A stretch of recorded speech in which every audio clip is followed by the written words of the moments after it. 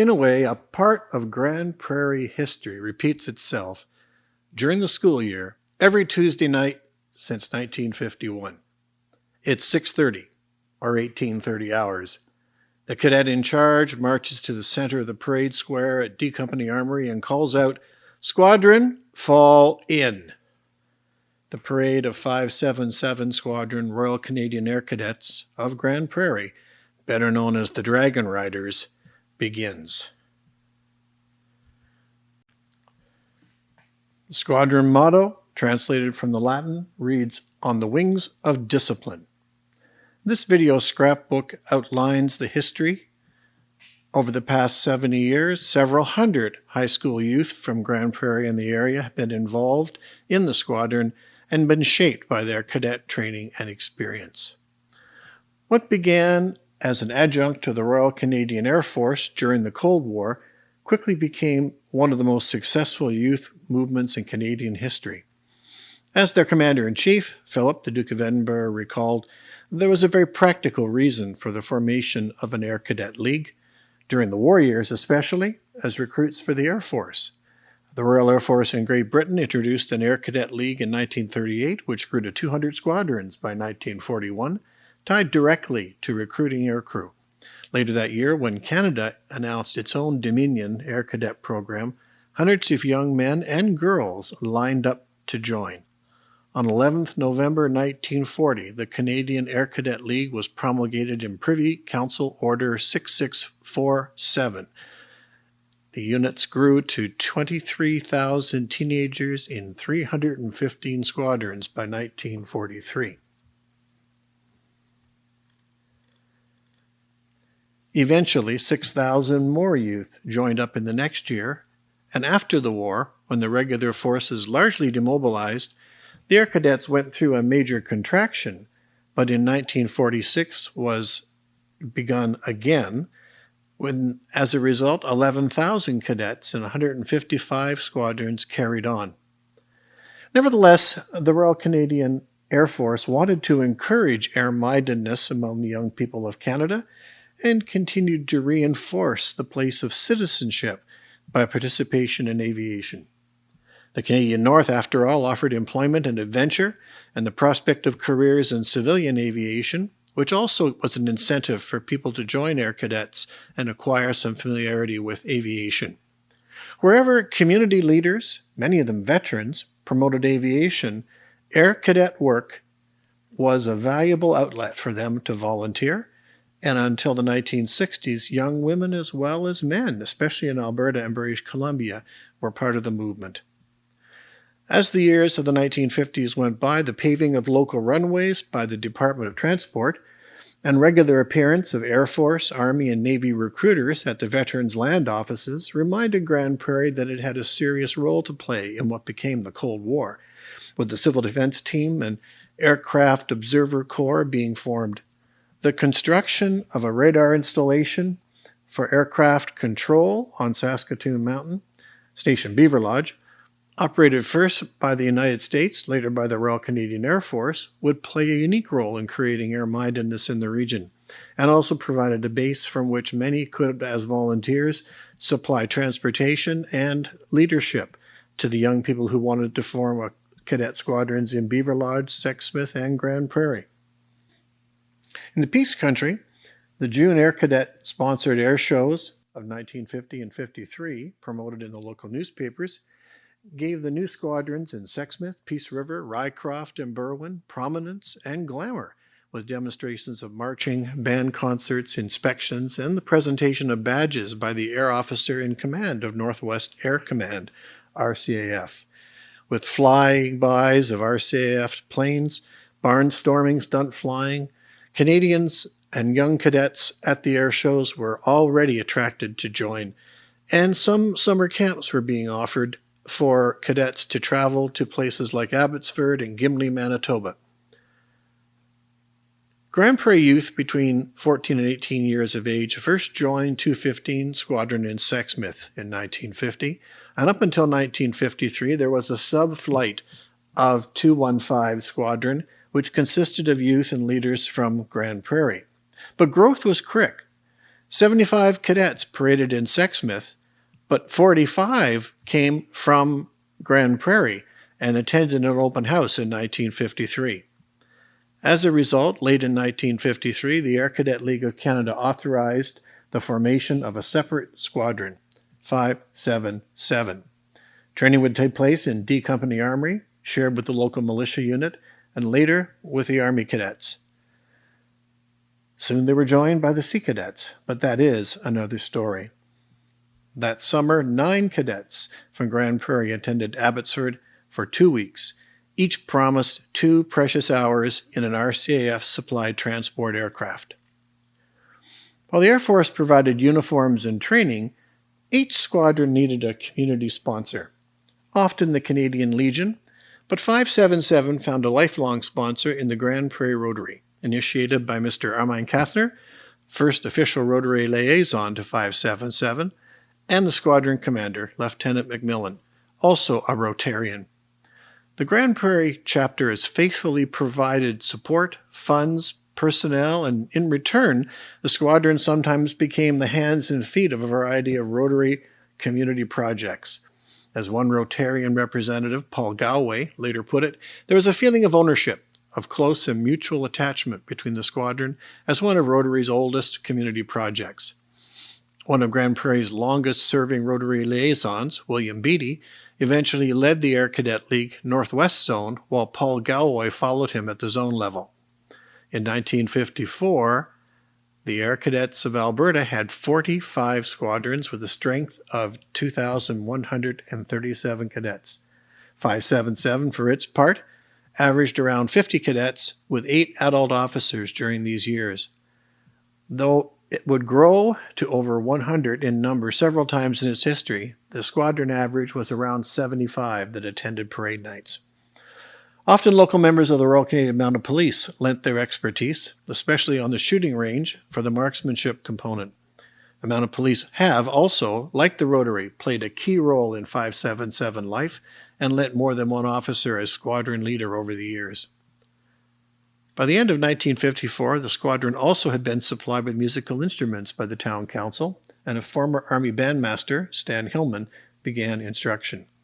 That November, the squadron paraded to the local cenotaph for Remembrance Day, another tradition added to the annual cycle.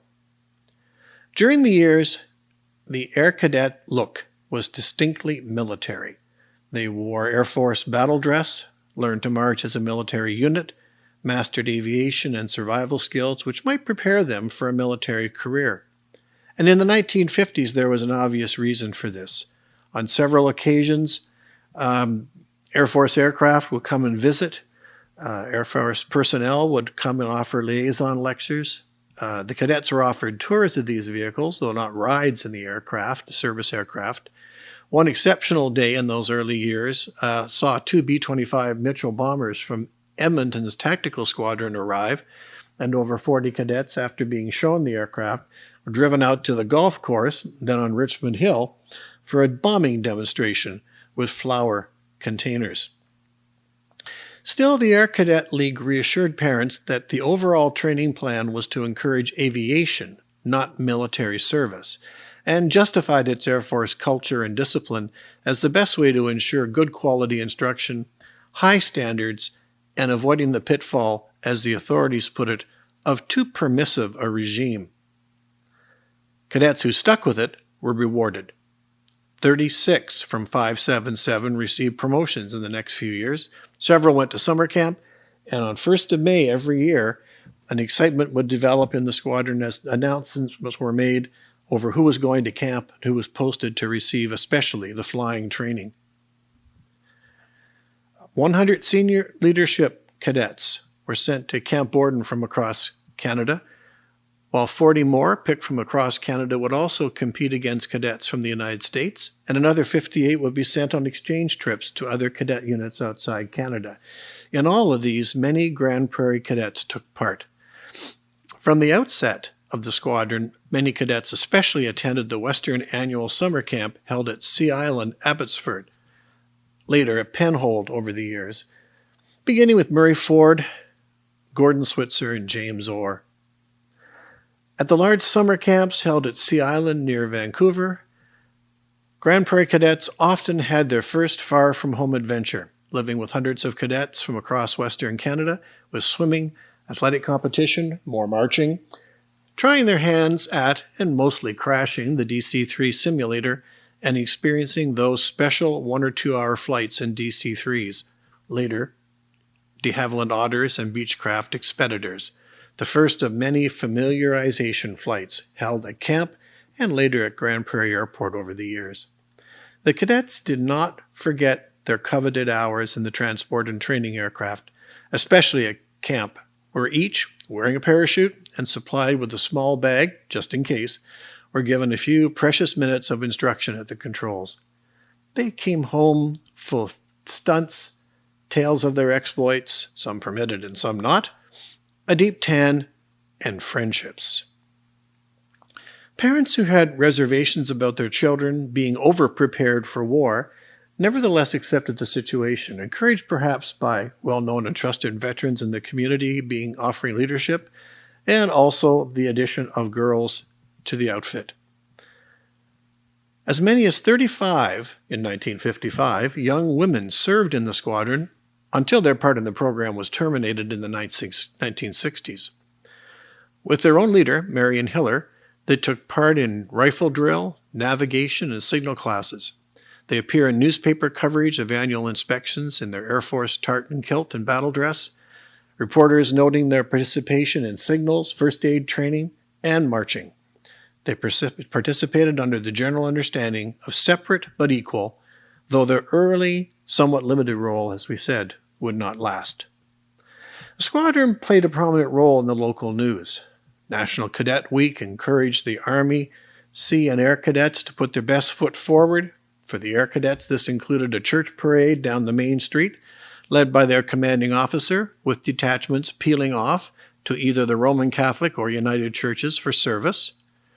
And so during the Cold War in the 1950s, when the Cold War was in fact fresh, the roots of squadron culture and tradition were being planted. Training season began in the fall, as harvest ended and high school began. First parades included issuing uniforms provided by the Air Force supplies, learning awkwardly the dance that was drill, and studiously polishing their new or sometimes well-used boots to that shiny standard for which they are still famous. The winter's drill was practice for marching, for the annual parade and inspection by the guest reviewing officer, while classes and examinations and competitions for spots at summer camp took place. During the summer, those cadets not at camp would be occupied assisting at air shows, such as the 1960 Grand Prairie Air Show, where they sold programs to raise funds for the City Aero Club, visiting with guest pilots too, such as Alberta's famous Milt Haradance, who demonstrated his P-51 Mustang. There must have been days when the round of drill and uniform inspections, learning etiquette, military etiquette, studying aircraft types and basic airmanship, Morse code, ground school, and first aid must have seemed tedious. But there was incentive, which they found irresistible. Daily they could hear the drone, later the whistling in the skies, which promised adventure. There was also the sense of belonging, of earning approval and credit from their peers and from the Air Cadet League for substantial achievements, progress in learning and accomplishment in weekly training, and always the lure of flying. Putting the air in Air Cadets, however, required more than passenger flights. In other nations with older Air Cadet institutions, basic pilotage was taught in gliders. Soon each squadron entered cadets qualified in ground school for glider instruction each summer. Powered flight followed, and at last in 1956, Flight Sergeant James Orr became the first of many Grand Prairie cadets to earn the coveted private pilot's wings. Along with the culture of discipline came the drive to compete and to excel. As Squadron 577 acquired a reputation, first in northern Alberta and later across the province, Flight Sergeant Alex Robertson took the Harry Francis Award for the Alberta Cadet with top marks as drill instructor, went to the course especially for drill instructors set up in Camp Borden for several weeks that summer. Building the squadron reputation on the drill floor, Sam Matheson in 1960 attended the 2-month drill instructor course at Borden as well. Squadron cadets proved the ability to excel in winning coveted places in advanced training courses in aviation technology and also in drill. Wayne Monkman was the winner of a swimming competition at Sea Island in 1960. In later years, Monkman would pursue an Air Force career. With success in zone competitions, courses in technical trades, came rewards. Flights to Namao Air Force Base near Edmonton in transport aircraft like the Flying Boxcar. During the 1960s, the squadron carried on weekly training, drill, courses in preparation for the competition to win places in the summer camps went on. Grand Prairie cadets can be placed in many of the photographs and articles of the Herald Tribune, covering camps, annual inspections, awards, and distinctions, and featuring the presence of Rotary support, by then personified in the presence of their representatives on the reviewing stands. Sometimes inspecting officers would arrive for the annual inspection in their own squadron aircraft or in RCAF vehicles, and on one memorable occasion, Rotary Club head Armine Kastner, squadron drill instructor as well, was presented with the squadron's RCAF ensign by the Air Cadet League. 1965 also featured the bringing of a gliding school to Penholtz in the summer. Later, gliding instruction was moved to the old Air Force Base at Gimli, Manitoba.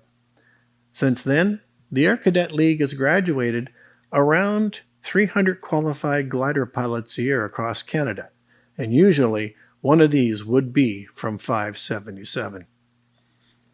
In the 1970s, also 577 cadets showed their skills in the air. By 71, basic gliding familiarization had come to the local airport, where cadets were instructed in basic airmanship at home, though gliding licenses were still earned at Gimli each summer. At the same time, several cadets progressed to powered flight, receiving the coveted wings that marked them out from others. The 1970s saw an independence and entrepreneurial approach begin. There was a new cadet commanding officer, Larry Johnson, and a young Murray Driver who was excellent drill coach. As warrant officer, he led the team in skilled compulsory drill and, of course, the free competition or silent drill, which required memory, practice, practice, practice, and more practice. Cadets who participated in the silent drill team often talk about remembering, even in their sleep, the steps, the timing, the cadence that was required. Johnson also captured the imagination and about 900 hours of volunteer labor when in 1969 he brought in a battered airframe of an Ironka Champ aircraft and began its restoration as a group project. In December 1998, the aircraft, registered as CF MOX, made its maiden flight. It was a proud annual parade the next year when 577 could display its very own aircraft at the airport inspection.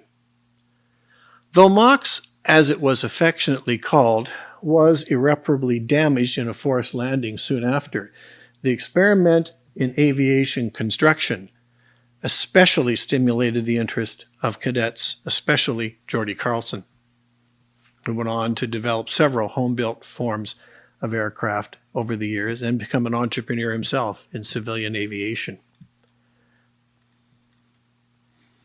Led by Murray Driver, the squadron dominated the provincial competitions in the 1970s, winning 4 competitions in quick succession. These were the years characterized by the leadership of the boys from Wembley and their pals, who made up about 20 members of the squadron: Darren Ekstrom, the 4 Sask brothers, after 1973, when 12-year-olds were permitted to enroll, and Joe Sask, Murray Driver, and his brothers, who had previously been in the Fairview Squadron, and Bruce Ramage piled in. 577, in fact, boasted the only squadron in Canada with 4 brothers enrolled at the same time, as well as the Sliger, Ramage, and Carlson brothers. Darcy Rautenstrach and others filled up the van from Wembley, provided by Major North from Station Beaver Lodge, every Tuesday as it made its way in from Beaver Lodge in Wembley. They, along with Driver and others, relentlessly practiced drill, applied coats of dope to MOX, practiced repeatedly their precision silent drill routine, and filled out the bugle band. They competed for perfect attendance, high achievement grades, and worked hard to succeed. In the anti-military times, especially at Beaver Lodge High School, their classmates would single them out for teasing because of their short haircuts. But they were able to hang together, support themselves, brag about the free haircuts provided by the sympathetic barber locally, and they had, as a result, the confidence and esprit de corps to pursue their cadet goals. They took satisfaction in defeating especially the larger Calgary units, both on the drill square and in board and ball provincial contests. The squadron had by then grown large enough to warrant a warrant officer, first class, which Bruce Ramage qualified for.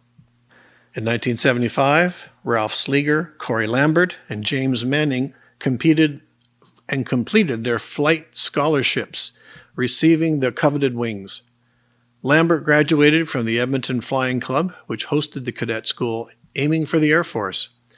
Nevertheless, other cadets with wings leaned towards a commercial or a simple private flying career.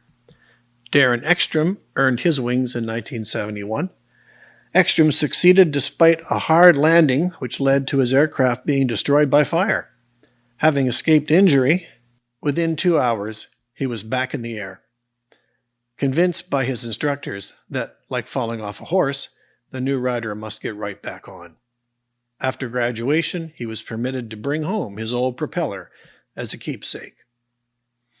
All the graduates, both of gliding and powered flight, have shared one characteristic, that great big wide grin which they wear after their first solo flight. Marksmanship, because of the shooting range attached to the Armory, also received quite a bit of attention from the cadets, and also in the 70s media attention when 3 5.77 cadets entered and succeeded in the Junior Shooters Club competition and came away champions. That year, another cadet with great ambition and promise for a career in aviation was promoted to corporal. Robert Pardell, high-spirited and gifted young man, was promoted to corporal. He would become one of 5.77's most famous graduates with a unique and ultimately tragic fate. Ralph Sleeger was one of the few cadets who pursued an Air Force career, but that proved especially beneficial to 5.77. In later years, when serving in Edmonton, Sleeger was instrumental in bringing Air Force transports to give familiarization flights to the squadron. And 1975 also brought back an original but neglected feature, the admission of 12 girls to the squadron. The story goes that it took an act of parliament to reauthorize women's full participation in cadets. But soon girls from Beaver Lodge, Wembley, and the city had joined, and a local female pilot, Mrs. G. Park, became a civilian instructor. Cadet Norman Driver found himself in the new and unfamiliar role of introducing the new girls to squadron drill. In the 1960s and 70s, but especially in the 1980s, squadron women made their mark, emerging as high achievers. Notable among many during those years was Sergeant Alice Cook, who attended technical training camps at Canadian Forces Base Borden, achieving the highest grade and the Sword of Honor for her achievements from a field of cadets from across the country. In 1981, Cook earned her powered flight wings and pilot's license. Though the academic and personal standards to qualify for air training were high, 577 has established a consistently high level of achievement to match them, especially in flying scholarships since Robertson's day. Cadet Robert Pardell earned his powered flight wings in 1979. Sergeant Ian Langdon at Rivers, followed by several others who trained on gliders at Gimli, Manitoba, and Robert Campbell won the Elmira Scholarship as top glider pilot in the Prairie region in 1982. By then a young cadet, Brian Lynch was showing so much promise as a glider enthusiast that few were surprised when, after completing his education in Edmonton, Lynch returned to work in Grand Prairie to become a key figure in squadron training for glider flight. He also became a leader in the Duke of Edinburgh Award Program. The steady stream of cadets to glider school, such as Shannon Moncrief, and later to powered flight, proved the value of squadron training. Cadet squadrons thrive when former cadets return to give back, providing leadership and experience and skills which give depth and stability to their units. Looking at group pictures over the years reveals the gradual transition of young cadets from the most junior ranks up through the ranks to senior positions until eventually they reach the highest level, age out, and sometimes return as instructors. This is especially true of Brian Lynch and Murray Driver and others, who Lynch, as a flight sergeant, went off to Cold Lake Camp for senior leadership course and proceeded in 1981 to glider pilot training. Similarly, Tracy Biron became a senior cadet leader, completed gliding instruction, and continued as Lieutenant Hartman, commander of 577 for the last 5 years. Lynch has now taken over as commander of the squadron. Former Cadet Dunn continued to build the squadron's skills with energetic promotion and recruiting, which led to great squadron growth in the 80s. In 79 and 1980, also a new piece of aviation history was brought online. A wartime Link trainer was put back into service.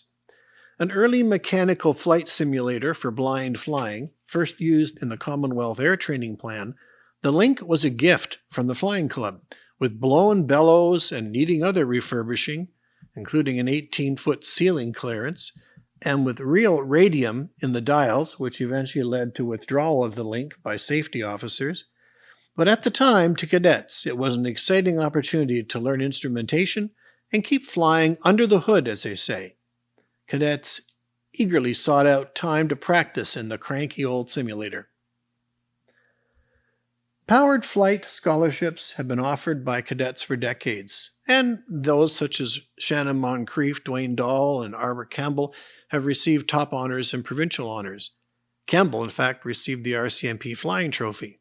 Great interest developed when the Cadet League proposed adding parachute training, and some cadets took the ground preparation course, though actual jumping never took place.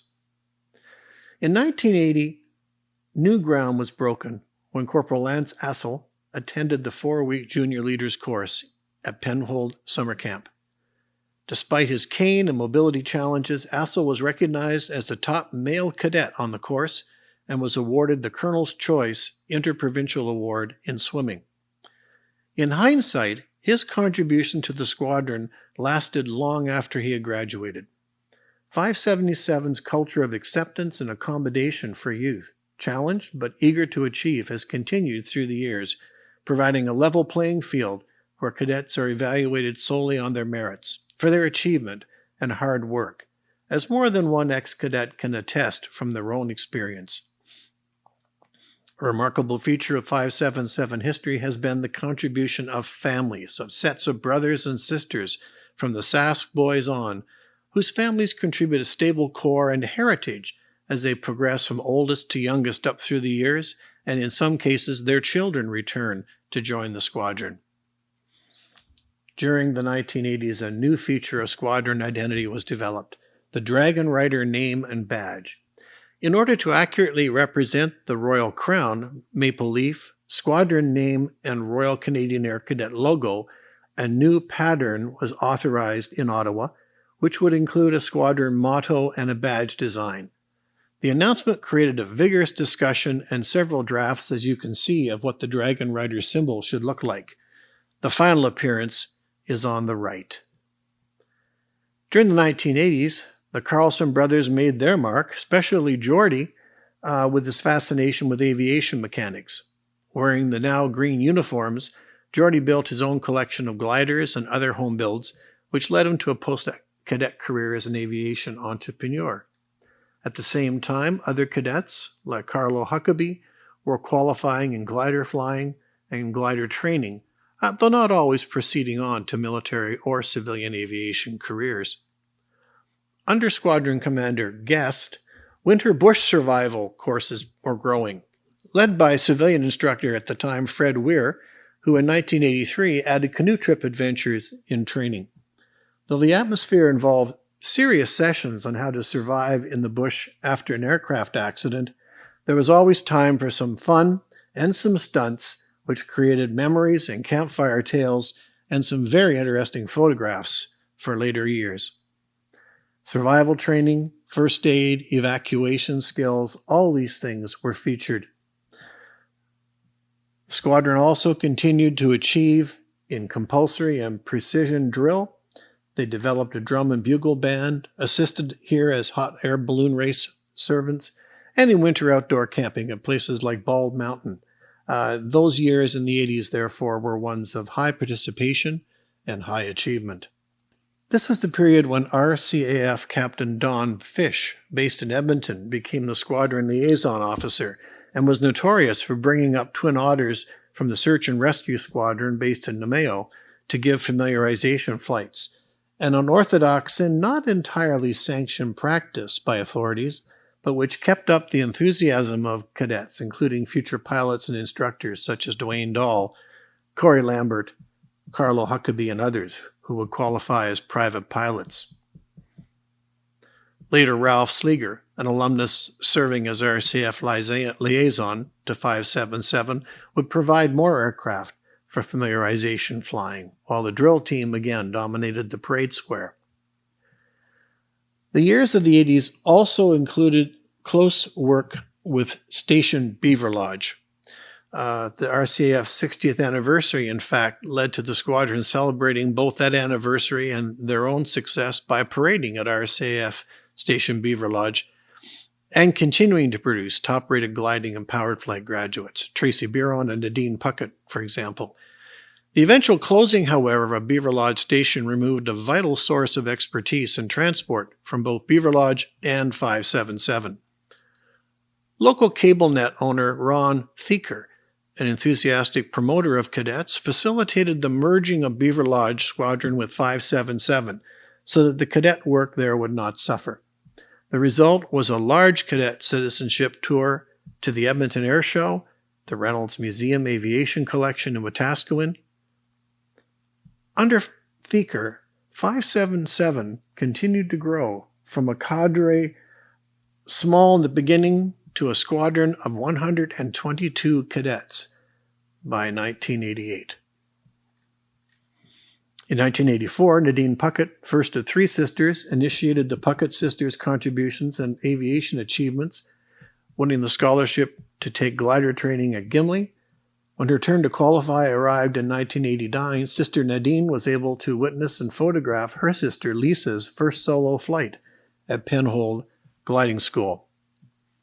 Each in their turn, the three Puckett sisters, like the Sask brothers, demonstrated leadership which brought them to prominence and proved, if anyone still needed evidence, that girls were sometimes more competent to lead successfully than boys. By the mid-1980s, all three Puckett girls, as well as by then the Neudorf sisters, and the Schultz brothers and siblings from other families too, and Tracy Biron, linked with the squadron, were reaching top cadet ranks and distinguished themselves in gliding and flying and squadron leadership in particular.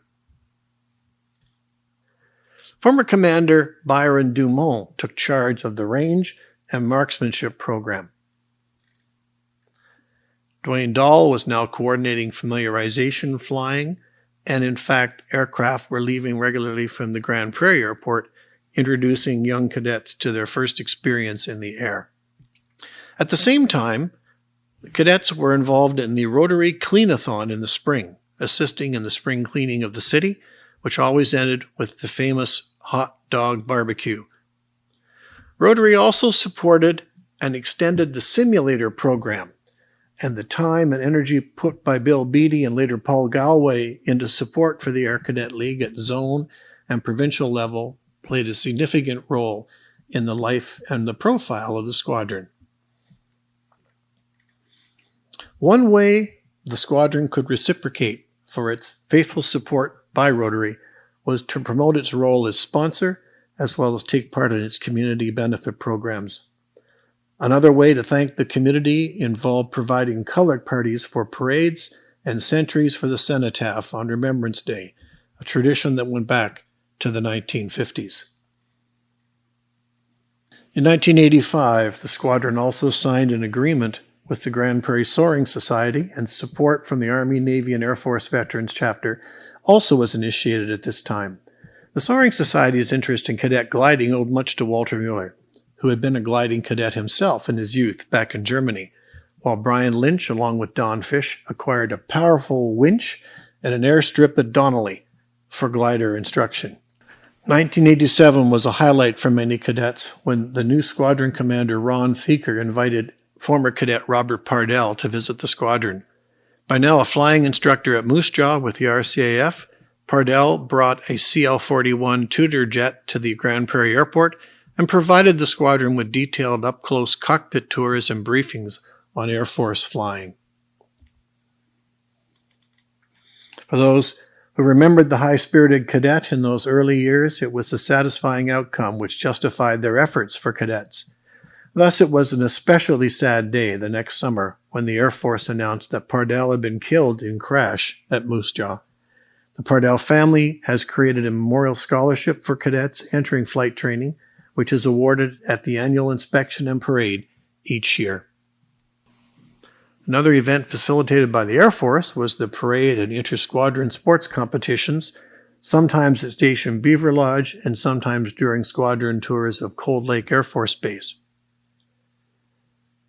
By then, in the late 80s, 577 had returned to the familiar Air Force blue after more than a decade in the bottle green tunics and trousers which were supplied after the Armed Forces unification took place in the 1960s. Few regretted the end of the green and the return of the blue, both in cadets and in the Air Force. 1989 saw command of the unit being taken up by Ron Thieker, whose two children would play a leading role as cadets and as alumni. Now, over the next 5 years, Thieker promoted the squadron and involved it in several high-profile community activities, such as providing color parties for visits by provincial officials and sponsoring the performance of Billy Bishop Goes to War in the local theater. In hindsight, these highly visible community appearances could only raise awareness and support for the squadron during the years that 577 faced one of its greatest challenges, losing their home, the D Company Armory. It had been half a century since the drill hall, rifle range, and parade square had been built, and inspectors condemned it in 1989. Considering the estimates of at least $162,000 to make the roof safe and upgrade other aspects, 13th June 1989, the Grand Prairie City Council voted to demolish the building. At a tense council meeting, a chorus of community users rose in protest. With support from the Legion and Army cadets, Paul Galway, who had trained in the armory himself, was a spokesman for the squadron, pointing out that suggestions to use the school gym for drill would destroy the wooden floors and make it impossible for cadets to march in proper cadence. The existence of a cement floor was essential for drill. On 20th June, faced by representatives and representation from at least 75 cadets, parents, former cadets, and other groups, including a petition organized by a first-year cadet with 200 names on it, the demolition plan was put on hold. November 10th, steel reinforcements were put under the rafters, which you can see in some photographs of the squadron from the winter of 1990, while the Legion offered to take the armory over and develop it as a cadet headquarters and historical museum. In April 1990, the solution to save the armory was found. The Decoy Armories Foundation, headed up by veteran Bill Bowes and Fred Dobbin, became a charitable association with several community service clubs, including Rotary, the Legion, and the different cadet organizations, which all agreed to take over management of the next 20 years. By fall, the renovations were underway, with money raised by cadet sponsor agencies, cheered on by other members of council and community leaders who themselves had often, like Galway, trained in the armory in their youth. June 1991 saw the rededication, managed by the Legion and highlighting a parade of cadets, Army and Navy veterans, as well as the RCMP. Thieker also completed the process of completing the squadron crest, here presented at mess dinner, which gave it the final form of the Dragon Rider motto, the Dragon Rider emblem, with the officially sanctioned crown, maple leaf, and heraldry. By 1995, ex-cadet Ralph Sleeger, still a squadron RCAF liaison officer to 577, was able to support the squadron by facilitating familiarization flights, with 408 Squadron's twin Huey tactical aircraft. This also included some aviation instruction helicopters for Brian Lynch, up until then a gliding specialist. At the same time, Paul Galway, a Grand Prairie Rotarian, had taken over as director of the zone. Looking back, the mid to late 1990s were a period of growth and consolidation for 577. The public profile was heightened when newly retired Air Force General Scott Clemens presided as reviewing officer at the 1996 annual inspection and review. At the same time, retired Captain Don Fish, who had built the Regional Gliding Center at Donnelly, was acknowledged by a special award, and it became a fall tradition to bring the cadets, especially the new ones, up to Donnelly for glider flying and instruction with Lynch and Don Fish, and in this case, other cadet officers as well with flying credentials. Success in Zone's drill competition perpetuated and was continued in the near dominance of the parade square, especially in silent precision drill, for which Grand Prairie became famous and somewhat dreaded by the other squadrons. Their success at Zones was rewarded in 1991 by transport in an RCAF aircraft to provincial championships in Medicine Hat, where Lisa Puckett led the squadron team. Awards in basketball, marksmanship, and junior volleyball also resulted from this trip. Carolyn Puckett received the Snowbird Flying Scholarship as top cadet in Alberta. The year of achievement, however, began on a sad note, as former commander and range instructor Byron Dumo passed away tragically at age 33. In 1992, leadership moved from Thieker, who was retiring, to Brian Lynch, a former cadet, gliding mentor, and eventual leader of the Duke of Edinburgh Award Program in the North. Carl Huckabee, recipient of the Pardell Memorial Scholarship, went on to gliding that summer, with Carolyn Puckett qualified for exchange visits.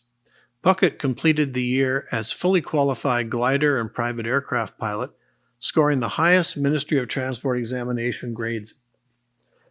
As Thieker relinquished command, it was clear that in 1992 his years of promotion of the squadron had yielded good results. The family connection in 577 continued, as Jennifer Thieker, daughter of Ron Thieker, became a cadet leader in the squadron, and Thieker's son Adam, who was right behind, took his place as well. The unit placed highly in both provincial and zone competitions, and two more sisters, Connie and Angela Neudorf, rose to positions of leadership. The Legion Medal of Excellence went to Brian Byrne.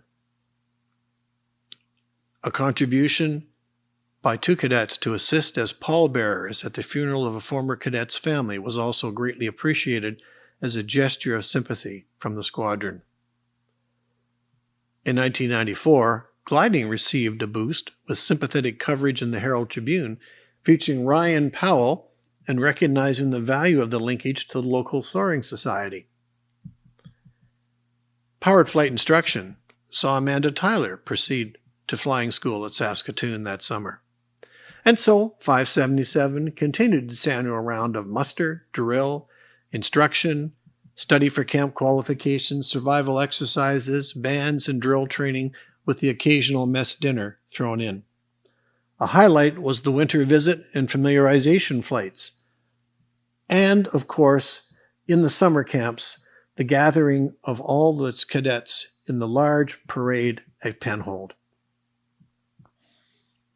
Cadets who went either as training cadets or later, in fact, as staff cadets, were able to witness the spectacle of several hundred cadets on parade, color parties representing all the parts of Canada, inspection by senior officers, all done under the watchful eye of family. It was, perhaps, for some of them, the largest demonstration of how big and how significant the cadet movement was in Western Canada, especially when they could look and see here and there through the controlling officers, members of their own squadron who had achieved rank and were now, in fact, staff and leadership positions at Penhold. As another cadet Former cadet and officer Ken Horoshko took over the squadron. A lot of attention was put in place for the squadron simulator. The computerized flight simulator was configured as a Cessna light aircraft, and cadets were given a taste of ground school flying experience, which had not been enjoyed since the old Link had been taken away by safety-minded Air Force officials. Soon, alumni Dwayne Dahl was spearheading the provision of more advanced trainer configuration with an F-16 fighter jet simulator. The simulators were trickier than they looked to maintain, but they were a source of pride, especially when visitors were encouraged to try their hand. And one could see distinguished simulator pilots looking over the shoulder of visiting guests, wondering how, in fact, they would handle the challenge of landing a Cessna on a screen. With Lance Assel returning as a Rotary representative, other squadron success occurred in drill. Lisa Puckett became a civilian instructor. Daniel Silito, C.J. Senko, Connie Newdorf returned as alumni, her coaching the drill team to zone championships in precision drill yet again. And during the winter, with calmer air always making it a good time to familiarize new flyers with jumpy stomachs, and cadets assisting in fundraising and distribution of hampers to Weyerhaeuser employees, the squadron kept busy. After Remembrance Day, in fact, the squadron was given a tour of a landed C-130 transport aircraft, maintaining their link with the squadrons in the South. By the dawn of the new century, the Air Cadet movement in Canada had included over 1 million youth in its ranks. In a general survey that year, just under 30% of the Air Force acknowledged Air Cadet experience, including 577 ex-cadet Clayton Shep. Approximately 63% of commercial pilots and 20% of those with private pilot's licenses also had Air Cadet background. The Canadian Armed Forces was going through a process of reevaluation and modernization of the entire cadet movement through a way-ahead movement, a process that endeavored making cadets a household word in Canada. In September 2000 came one of the squadron's greatest achievements. That September, 577 was rated the top squadron in Alberta and would be rewarded by a future citizenship tour of RCAF Comox, headquarters of search and rescue in Western Canada, and where the Snowbirds often did training flying as well. Leading the squadron was a new leader, Ken Rowley, and a squadron which had grown to 112 cadets. Rowley, like Thieker, would be another leader of entrepreneurial and administrative gifts. The next year, 2 cadets went to glider and powered flight instruction, and a cadet was appointed to the national drill team. Zones resulted again in first-rate performances and a small group participating in the noted Grand Cache Wilderness Challenge. And for the first time, the squadron mounted a biathlon team, bringing cross-country skiing and marksmanship together. Community service involved assisting the Rotary and Salvation Army food drive, the Spring Greenathon, and color guards for Remembrance Day. Through all of these activities, the consistent attendance and training of cadets living west of Grand Prairie and in Beaver Lodge depended on the Army-Navy van driven by Mr. Peter Grant. Rowley was quick to credit the hard work of his leaders, of his cadets, and of the parents, as well as the Legion and the Rotary. The service clubs and all had made 2001 a banner year of achievement in the squadron. But after the routine fall program, it became clear that he was preparing and fundraising for one of its most ambitious citizenship tours. Travel to Colorado and Denver to Fort Carlson and NORAD headquarters underneath Cheyenne Mountain. While many cadets did participate in the tour of Comox, RCAF base, which was laid on at the same time, the larger component departed in 2 coaches for the United States later in the spring. A visit en route to Little Bighorn brought a sobering reminder of past historical tragedies, followed by tours of the U.S. Olympic Training Facility and the United States Air Force Academy, and finally Fort Carson, before the rare tour of NORAD's highly guarded Cheyenne Mountain facility. The cadets, with their pilot's wings, discovered they were the envy of the American Air Force cadets, who were amazed that teenage Canadian cadets already had their wings. While for others, reminders of the troubles in their home countries of origin brought back memories of their own trip and their pilgrimage to Canada and the welcome they received in 577. Rowley's leadership philosophy was based on facilitating broader education and mature growth by exploration, travel, and a passion to achieve. After the Colorado and Comox trips, he began to plan another tour of citizenship and military facilities in Ottawa that ended in Kingston. Another trip to Winnipeg to tour the operational headquarters of the Canadian Air Division was laid on. And, of course, familiarization flights, this time with the Griffin out of Whitecourt, introduced some more cadets to tactical flying in a helicopter. Before leaving in 2002, 2 squadron officers, along with 2 long-serving Army cadet officers, received their Canadian Forces Service Medals for over 12 years of creditable service to the armed forces. Ken Rowley, promoted to Major, and Captain Brian Lynch, now commanding the Gliding Center, were 2 who received their special award, while Dan Lemke received a special Pardell Memorial Scholarship at a Wings Parade that fall. During that winter, as well as participating in the Santa Claus Parade, and the Air Cadet senior leaders were then drafted to provide security for the National Championship Curling Skins tournament that was held in Grand Prairie that year. Spring 2002 featured the Army and Navy cadets hosting joint annual inspection, and during the next summer, a number of senior cadets served in staff positions during the summer camp at Penhold, which concluded with a mass parade. 2003 saw Ken Rowley's last year with the squadron, as a move promotion in his civilian occupation took him to Edmonton, but not before the anticipated 577 trip to Ottawa and Kingston. Bivouacking in the historic Connaught Range in near Arctic temperatures, the cadets visited aviation museums and historical sites, the Parliament buildings, and other places of national interest before travel to Royal Military College in Kingston. Cadets returned with a wider sense of the national picture of Canadian society and its defense. In 2004, command devolved from Major Rowley to Major Lloyd Shirk, a retired Air Force officer and civilian aviation consultant. He brought regular service time with tactical helicopter operations, including time with NATO postings in Europe, to the squadron. Along with routine training, service, marksmanship range, and gliding exercises, the squadron also achieved a bronze standing in biathlon. Again, 577 excelled in drill, winning first place at zones in both compulsory and precision drill, as well as in junior sports. That summer saw Colonel Wiens, commander of the South, to fly himself to Grand Prairie in a CL-41 Tudor to preside as inspecting officer. And that year there was another handover in command, as Lieutenant Louise Zemaev, former supply officer, took over 577, the first of 4 successive female commanding officers. This week, the Royal Canadian Air Squadron 577 held their annual inspection, but this year's final event also marked a new beginning for Air Cadets in Grand Prairie, as a new commanding officer was welcomed into the squadron. Former Lieutenant Louise Zemaev is the first woman to take the position of commanding officer in Grand Prairie's 51st year Air Cadet history.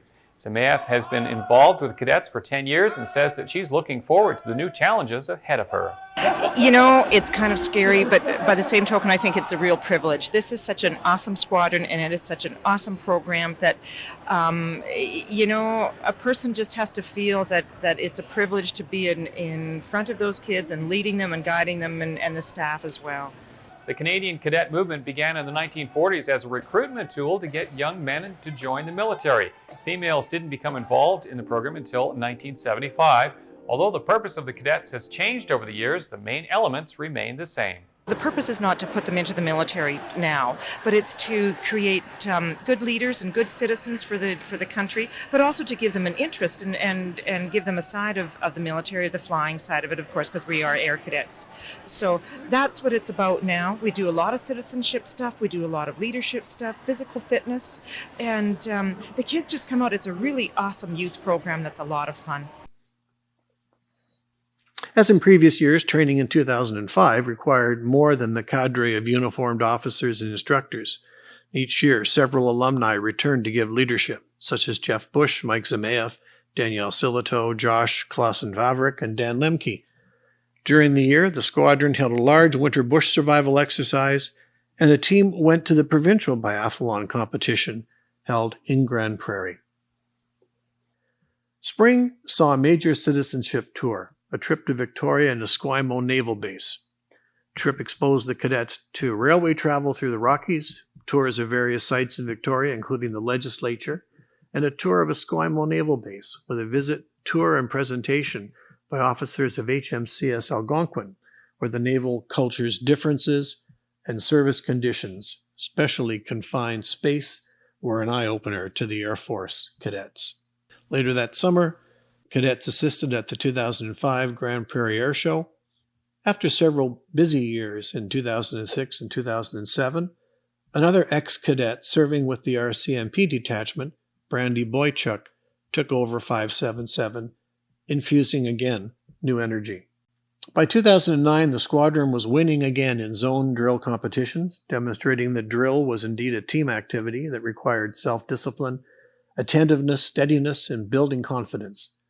Such successes showed the continuing influence of drill competitions in squadron culture, as leadership by example as well as precept characterized the team. As well, the steady stream of powered flight candidates continued, gliding candidates, and other cadets qualified for camp, while the biathlon team carried on a strong performance. The years flew by in the last decade of 577 life.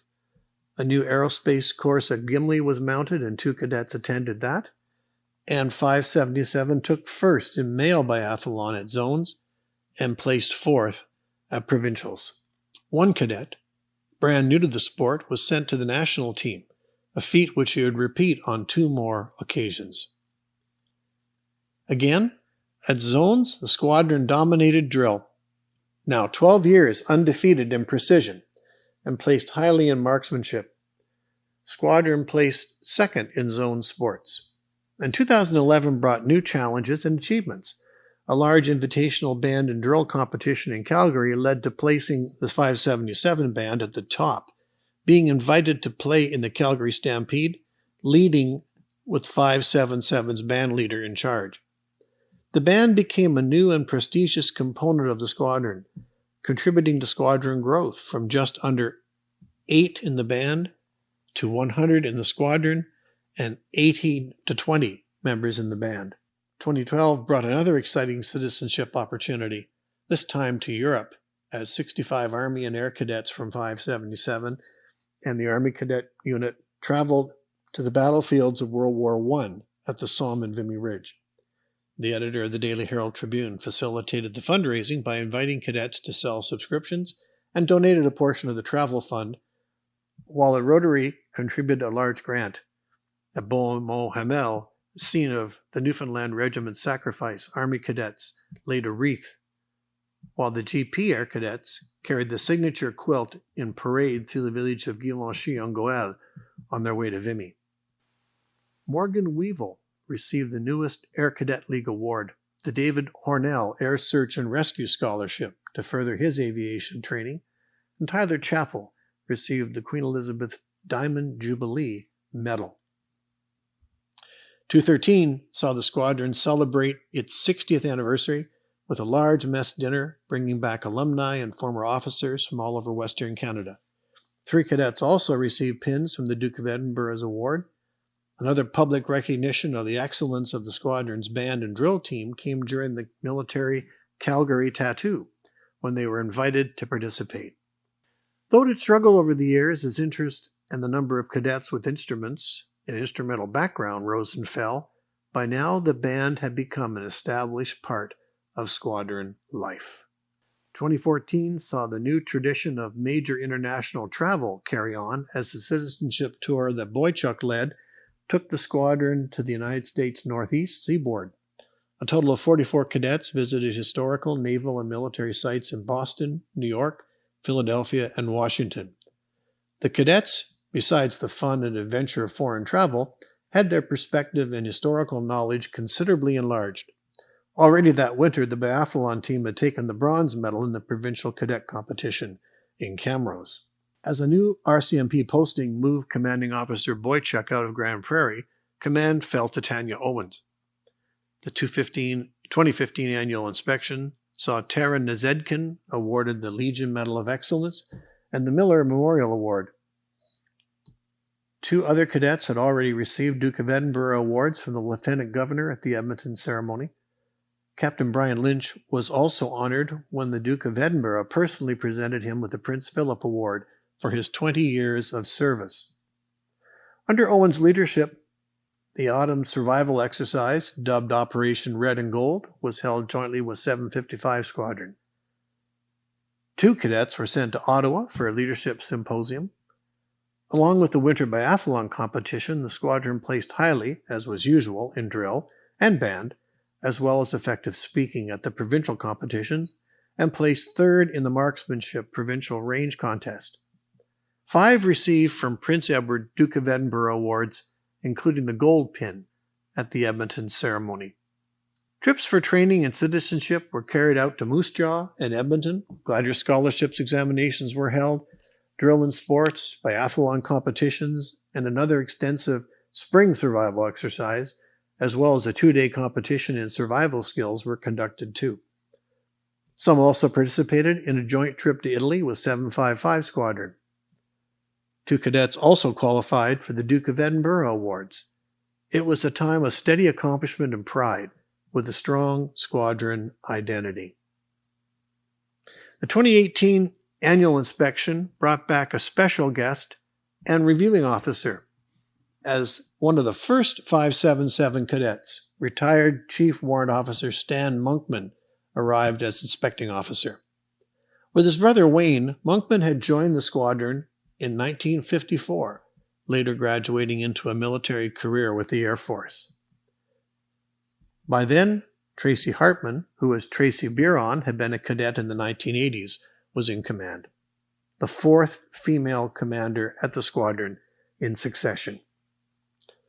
Hartman teamed up with Tanya Owen, now a captain, and other cadet alumni such as Wes McGee and Taryn Nazedkin, and a handful of civilian instructors who lent their expertise in various aspects of familiarization flying, biathlon training, supply and administration, as well as having Lynch and other officers carry out the training and competitive aspects of the schedule. A visit, along with several other squadrons, to 4-Wing Cold Lake also provided Air Force awareness and training for senior cadets. 2019 carried on the squadron routine. Fall awards and wings nights, along with survival exercises, a senior trip to Edmonton, mess dinner in formal attire, the traditional full-scale annual inspection and displays, biathlon and band, all of them a continuation of a strong squadron tradition that had begun 69 years before. Observing a parade night, talking to cadets, it's easy to hear the groans when something tough has to be repeated until it's done right. One hears the laughter, and on their canteen break, the stories and laughter over survival exercises, the colorful characters, and the usual camp stunts, and especially the food. But everyone's dead serious when it comes to preparing for annual inspection, the drill competitions meeting the high standards under the eyes of respected community leaders who seem not to miss a thing. It's more than just getting into the air, though to fly a glider or lighter aircraft is always everyone's secret dream. But there's more. Cadets memorize the motto, to learn, to serve, and to advance. To learn that there are standards which are very worth meeting.